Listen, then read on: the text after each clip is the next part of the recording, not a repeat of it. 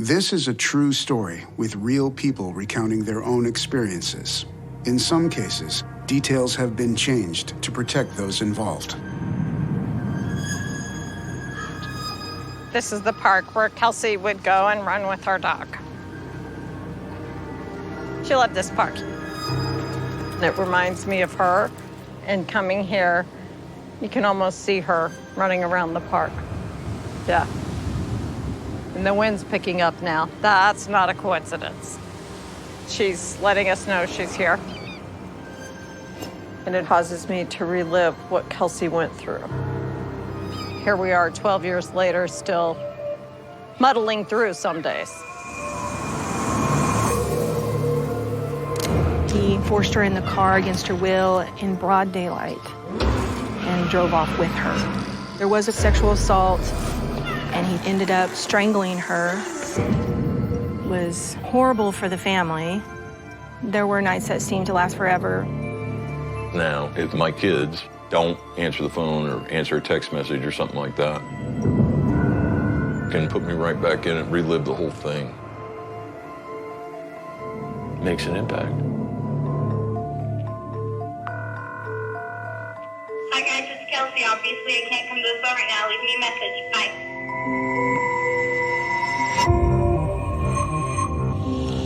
When a loved one is murdered, those left behind relive the crime over and over again, haunted by memories they can't escape, living forever in a night that didn't end.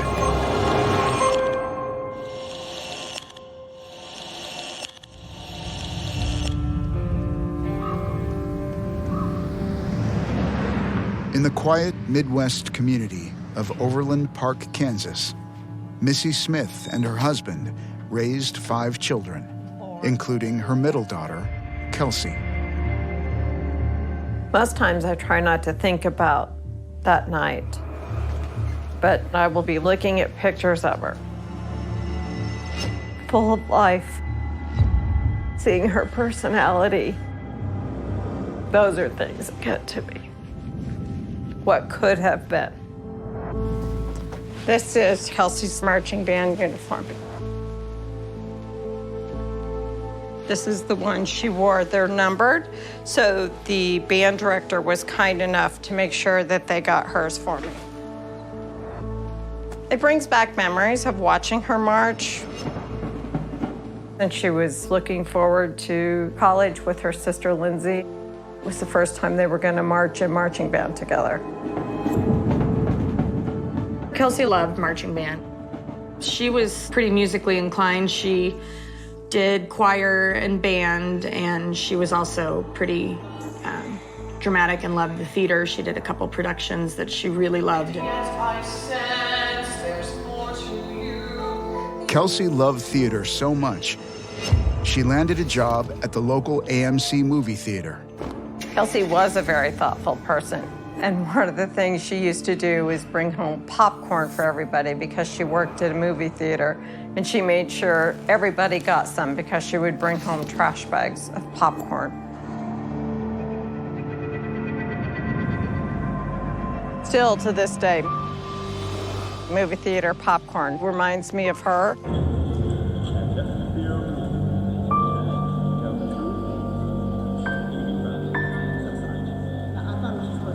This is her name tag from AMC. Kelsey worked just before it happened.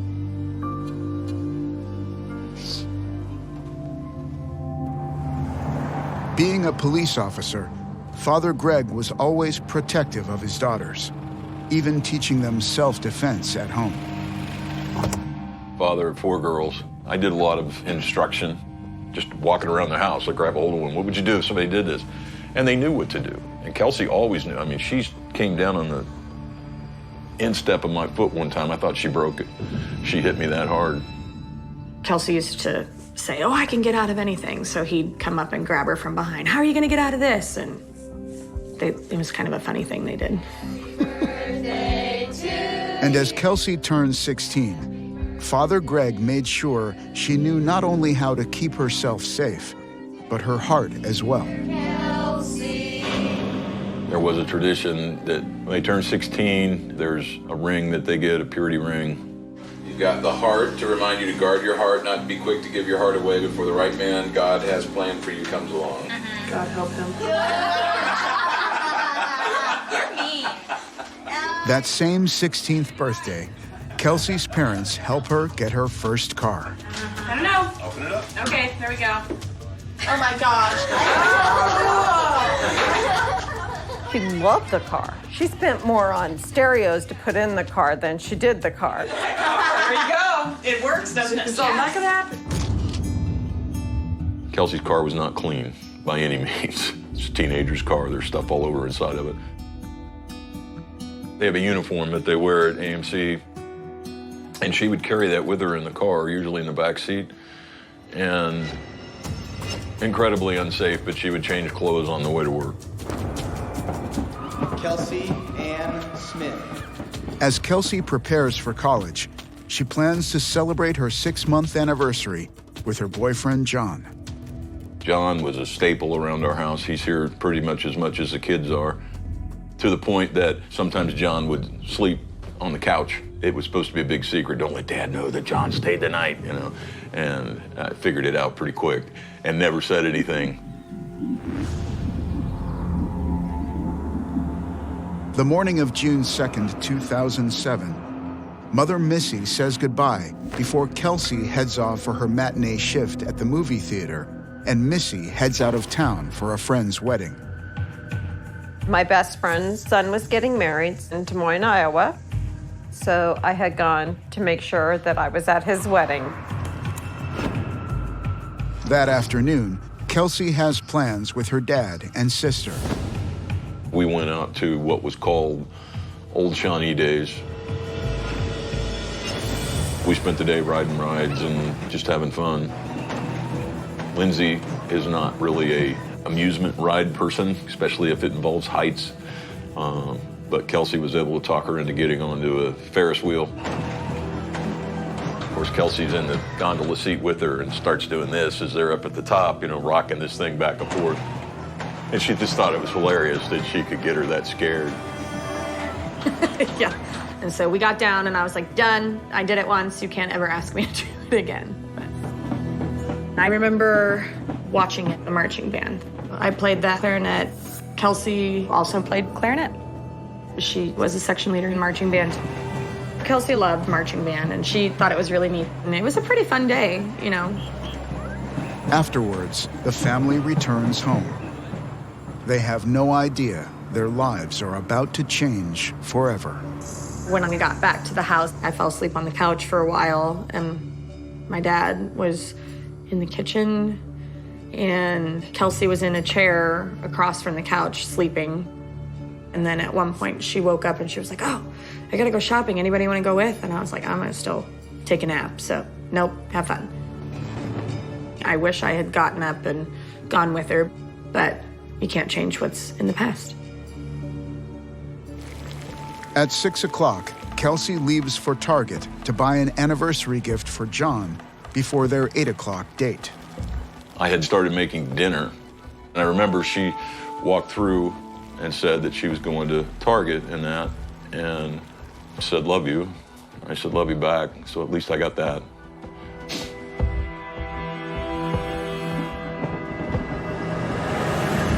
At 7 o'clock, while driving back from the wedding she attended in Des Moines, Iowa, Missy gets a call from Kelsey, who's finishing up her shopping.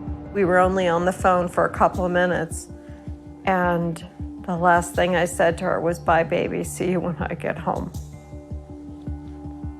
But at least I got to tell her.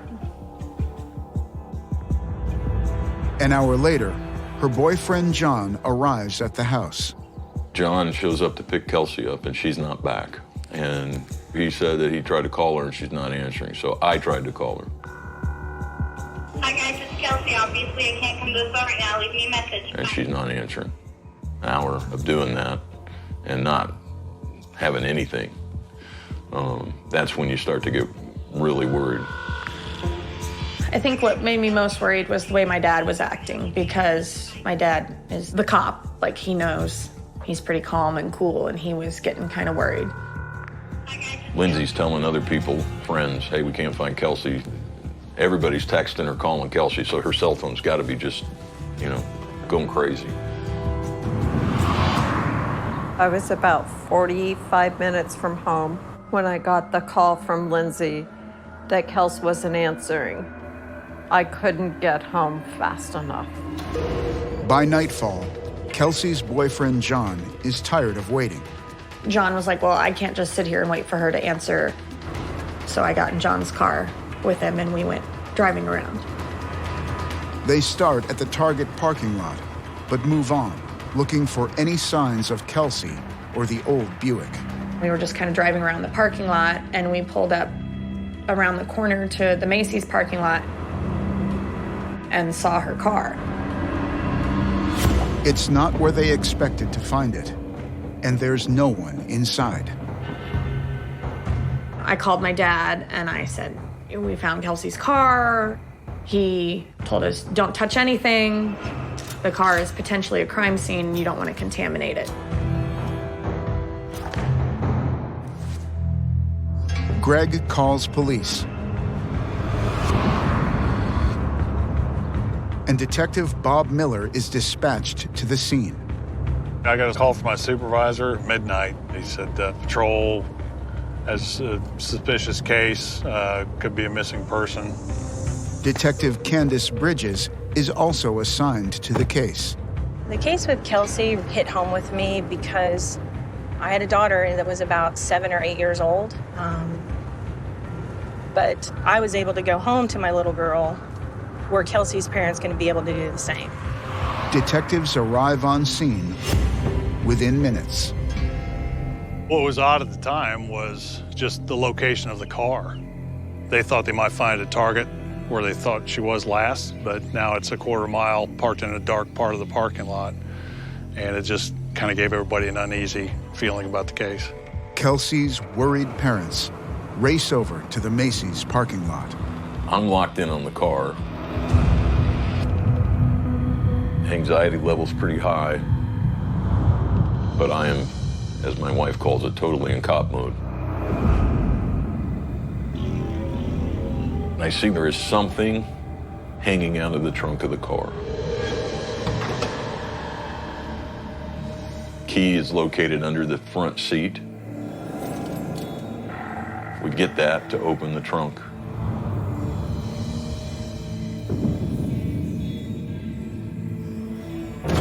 I hear that trunk lid pop.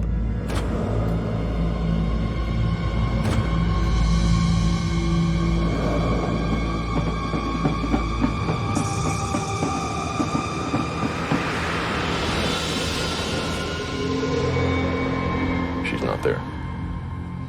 And my heart just dropped. Oh.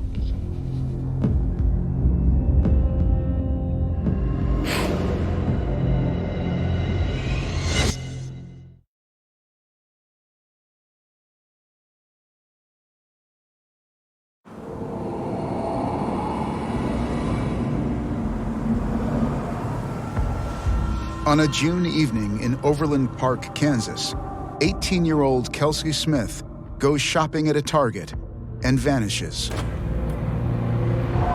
Her empty car is discovered in a nearby parking lot. I just really thought she was going to be in the trunk. And then when she wasn't, it's just like, so where is my kid? Where is she? She's not here. Her car's here, but she's not. Her purse was in the car. She wasn't. And Kelsey and I had just talked not long before she was missing. She was getting a gift for John. I told her that Target had this gift bag. And so she was going straight to Target to get that bag. I had no idea that that was the last time I was ever going to talk to her. Detectives search the Buick for any potential DNA or fingerprint evidence. There were fingerprints that we found in her vehicle. It was a thumbprint on the seatbelt The thumbprint isn't Kelsey's. I don't know where my daughter is. And while I was scared before, I was petrified now. Because, she just vanished. She's gone. Her parents were really worried that something had happened to her, so we had officers that went into the Target.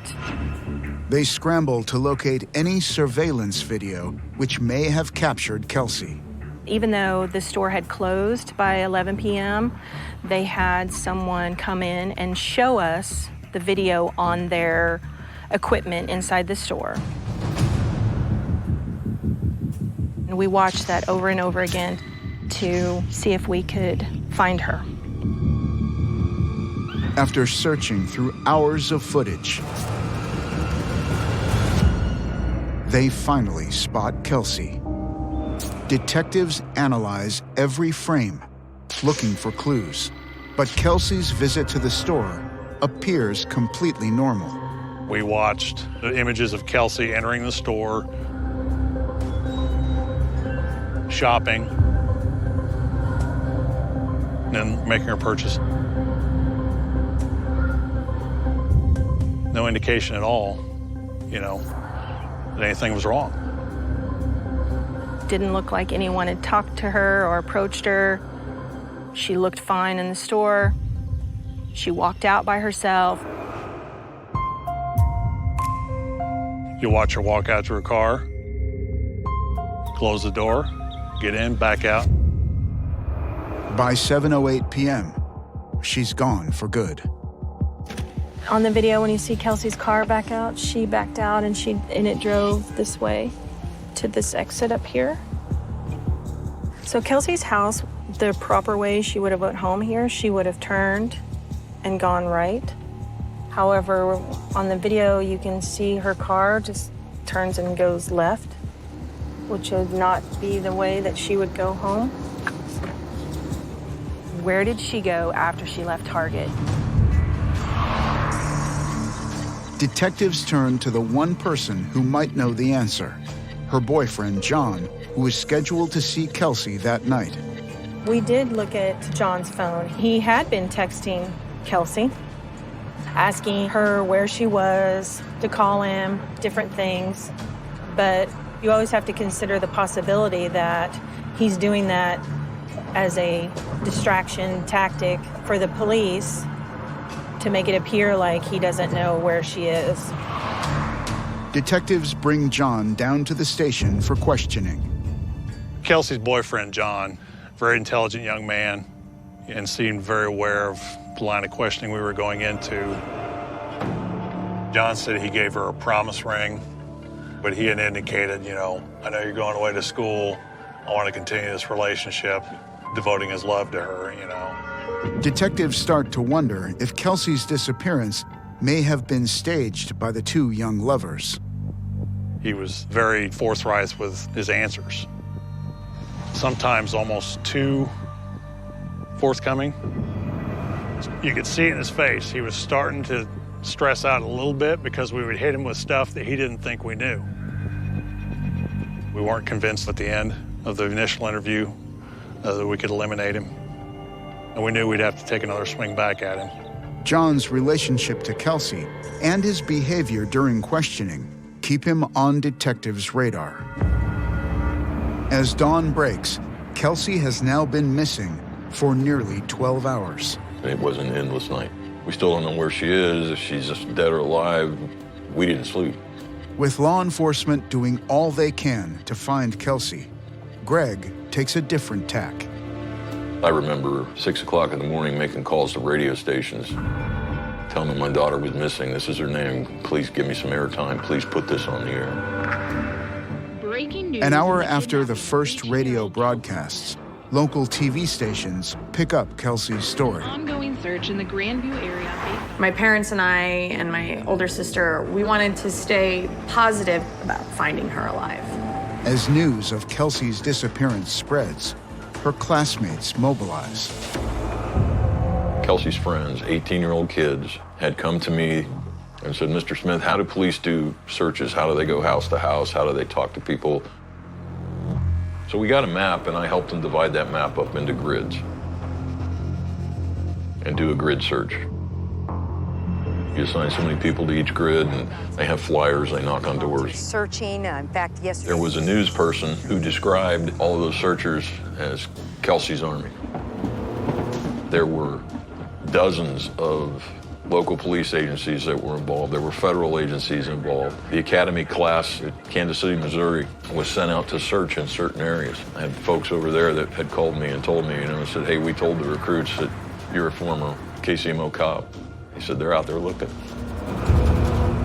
One unanswered question, among so many, is where Kelsey was for the 3 hours after she left Target, up to the time her Buick was found. But police believe there is more surveillance video, which may hold clues.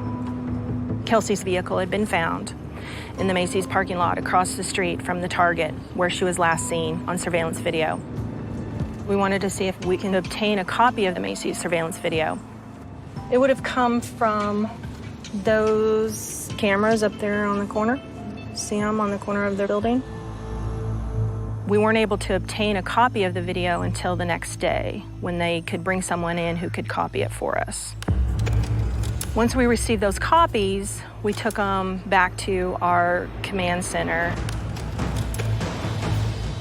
And we watched the video backwards for a couple hours to find out when the car arrived. It's real grainy and it's at night. The video is so poor, all you can see is that the car drives up to a mostly empty parking lot, it parks, and the headlights go out. But at the 9:17 p.m. timestamp on the video, detectives make a shocking discovery. You see an image get out, and they disappear into the darkness. But for sure, it's not Kelsey.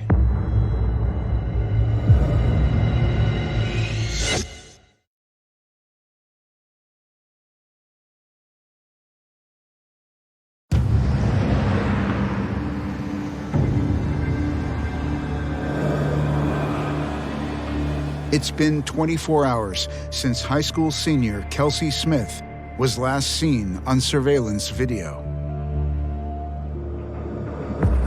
Hundreds of people have now joined in the search trying to find Kelsey. Friends, family, and law enforcement have been searching in vain since dawn. But when detectives are finally able to analyze the latest video capturing Kelsey's Buick in the Macy's parking lot, they may have their first lead. You see an image of a person getting out, and they disappear into the darkness. But we could tell watching the video that the person walking from the car is not Kelsey. The Macy's video isn't the breakthrough they hoped for. And with every passing minute, investigators grow more frustrated with Kelsey's case. If you've never seen a case of this magnitude, it gets very big, very fast, because you have a finite amount of time before evidence starts disappearing, before leads start going cold, before you find the person, and you find them alive. The clock was ticking.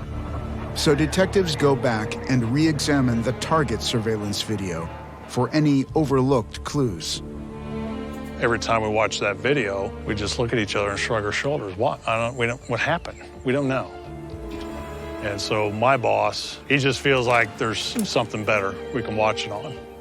He says, F this, we're going to the fire training center. That's our communications unit. They have this huge command emergency operations center with all these Proxima projectors. And we put the video up on the wall at the command center, which the wall was designed for blowing up video. And we watched Kelsey. We watched her go in, shop, makes her purchase. She goes out to the car. You see her in the distance walk from the area of the front doors to her car, which is in the middle of the parking lot. She goes to the passenger side door. She puts her items in the passenger's door.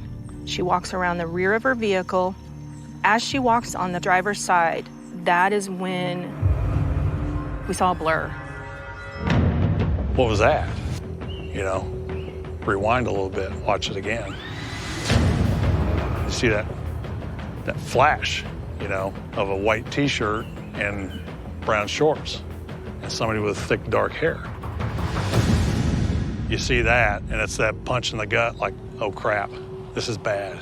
I believe everyone stopped breathing. You could have heard a pin drop. You see a figure rush up from behind her. Once the image rushes into the frame, the driver door's still open. You can see the car kind of jostle a little bit. Someone had either tackled her, knocked her down, and maybe rendered her unconscious, or forced her in the car against her will and drove off with her. She didn't leave on her own.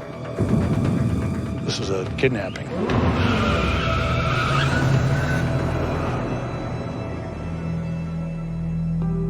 We were praying that she was out there somewhere. But you know, as each minute ticks, she's probably not coming home okay. Kelsey was probably the last person I would have thought that would have gotten kidnapped, because she's pretty assertive. I kind of dwelled on, like, if I had been with her, maybe this wouldn't have happened. Doesn't do anybody good.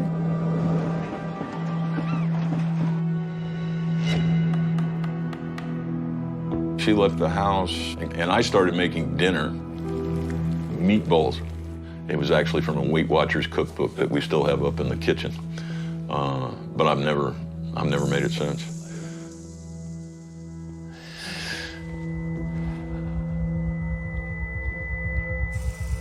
So when we saw on the footage that she had been forced in her vehicle by an individual, light shirt, darker colored pants or shorts, we immediately went back to the inside footage and watched it again with a different perspective. The first time we focused on the cameras that had Kelsey in them. But what we looked at the second time was someone who had been in the store that was wearing that clothing.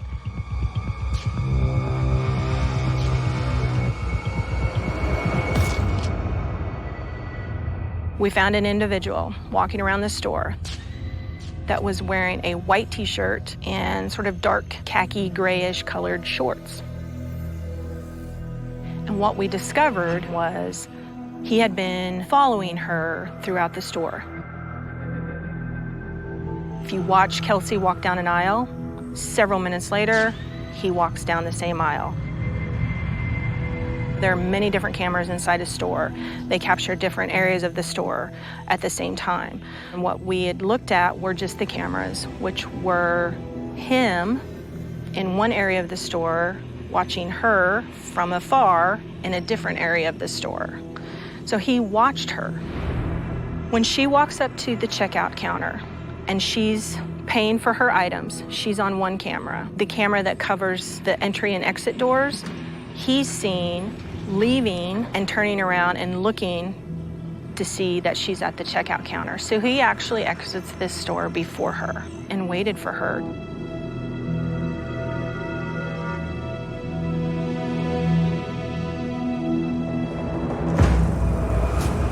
Once we identified a subject inside Target, we got an excellent shot of him coming out of the Target. His images came out Monday night, 5 o'clock. Now we're through the news cycle and we're seeing his images, so people are calling.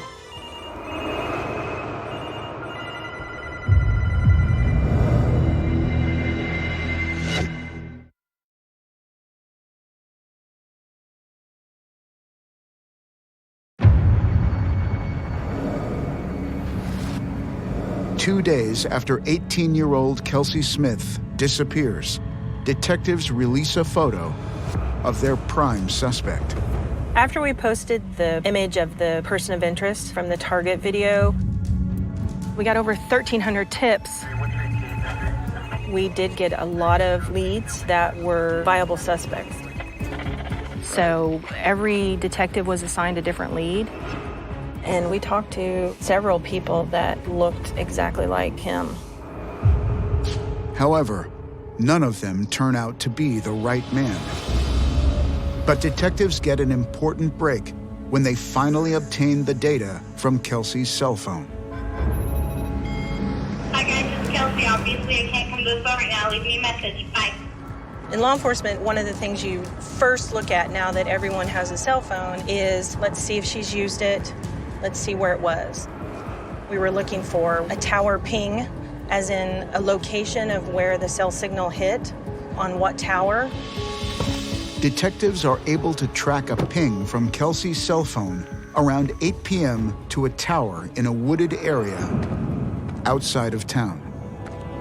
We sent search parties there. Were 200 people out here that day searching. Then, deep in the forest, a grim discovery is made. One that none of the detectives will ever forget. This is where we found her. I remember to this day, her head was at the base of a tree, a large tree. He had laid her there, covered with limbs and sticks, branches. She was completely nude. Her clothes were in a pile several feet away from her, as well as her shoes. And there was, of course, a sexual assault, and he ended up strangling her with her own belt. I just screamed, "Not my Kels."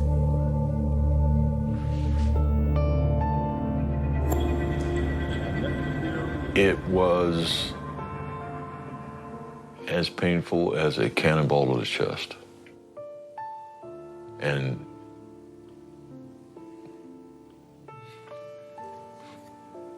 I just burst out crying.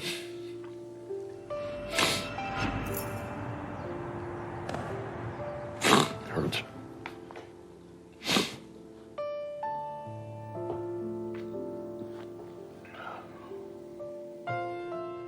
Her death. It's always in the back of my mind in all the everyday things. She doesn't know my kids. She doesn't get to see my house or, be a part of the marching bands at K-State.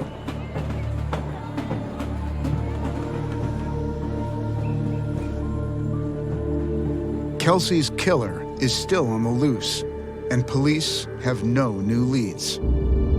So they turn back to the surveillance video from the Macy's parking lot. You have the halos of light from the low light parking lot, big stanchions, So you see this person, you see an image get out, and they disappear into the darkness. And then they appear at the next halo of light, and they disappear into the darkness. But they headed kind of towards the area of target. Noting the timestamp on the Macy's video of 9:17 p.m., detectives go back to see what was captured on the target surveillance video at the same time. That's when they notice something. It was a Saturday night, and Target closed at 9. There might have been a few employee cars on the far end. We saw the blue truck was parked. Someone was seen getting in that truck.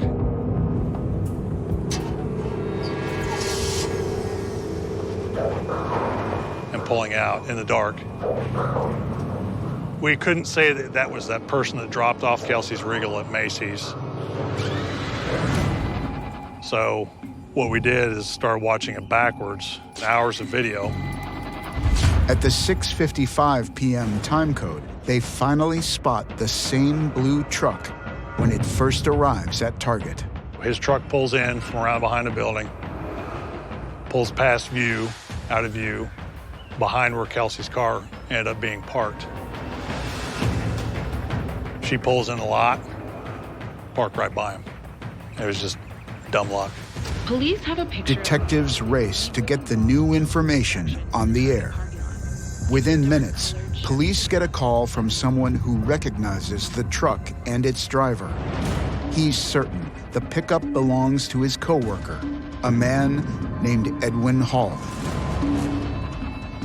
They sent a surveillance team out to his house, and they could see he and his wife loading luggage into the car. That tells me he's getting ready to leave town.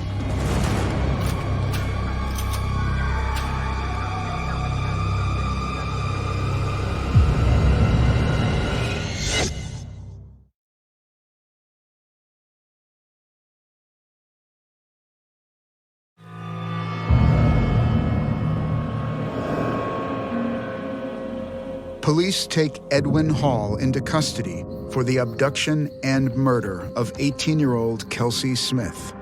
Hall swears he's innocent and agrees to provide his DNA and fingerprints to detectives. He denied even seeing her or knowing her. You know, just denied. I didn't realize she was even around. But video surveillance tells a very different story. It's like watching a lion, you know, stalk a gazelle in long grass. I said, look, it's clear that you were looking at her. She's a cute gal, you know, and I'd give her a second look. And he goes, yeah, you're right, she had nice legs. And I just had this rush. I wanted to jump across the table at him at that point, but I had to keep going. We pushed a little bit harder and went into him walking out to his truck, being oddly close to where she was parked. But Hall refuses to admit anything, and investigators take a break to regroup. That's when the fingerprint results come back from the crime lab. We were literally had our hands on the door to go back in the room. The county calls and says, you got his thumbprint on the back of the driver's belt buckle in Kelsey's car. We got him. Edwin Hall pleads guilty to the murder of Kelsey Smith. To avoid the death penalty, he agrees to walk police through every detail of his crime. After spotting Kelsey inside Target, Hall trails her to her car. So he's watching her. He watches her put her items in her passenger door. He watches her walk around the back of the truck. And that's when he runs up on her. And so he's got her at gunpoint. So obviously, he took her in a violent manner.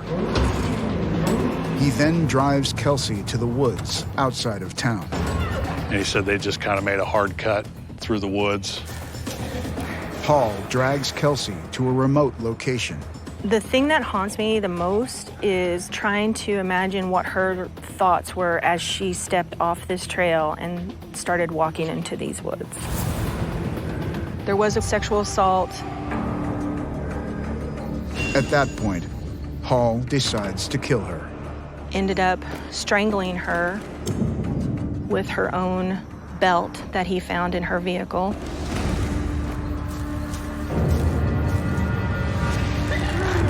She struggled for a long time.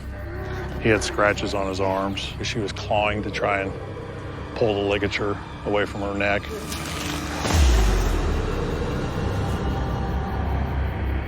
She was probably dead within the hour. Hall then tries to cover up his crime.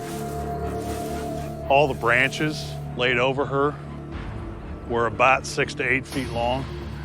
So about this length here, and just kind of laid in a pattern over the top.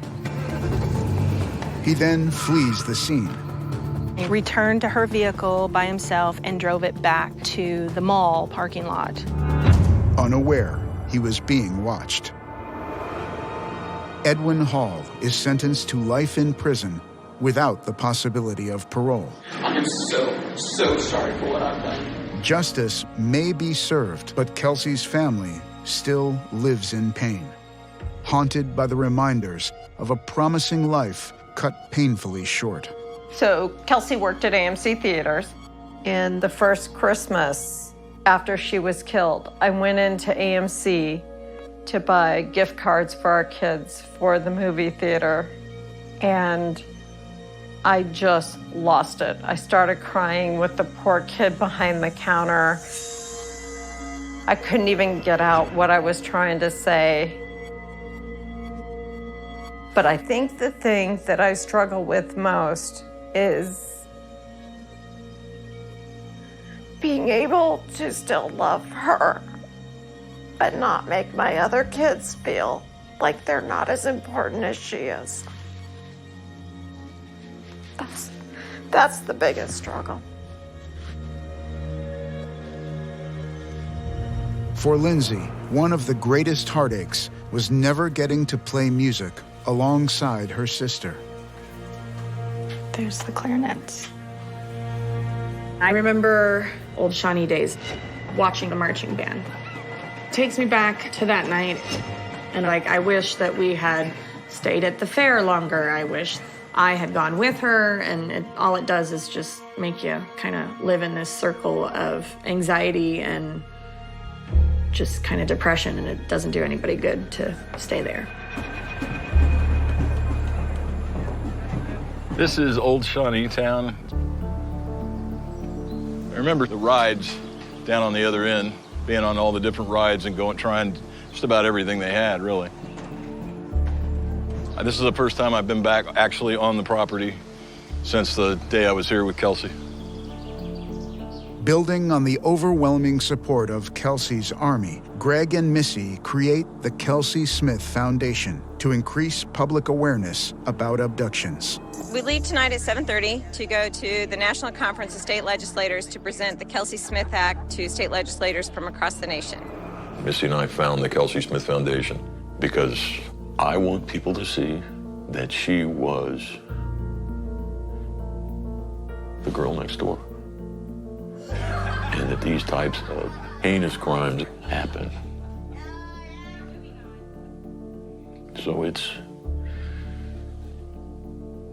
critically important that she's not just a story. She's a person. Because that's really what makes our seminars and the different resources and things that we offer to crime victims, that's what makes them so effective.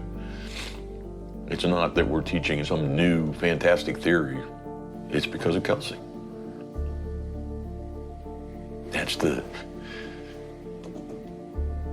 the driving force behind it all. So it's important that she's remembered and that people know what she was like.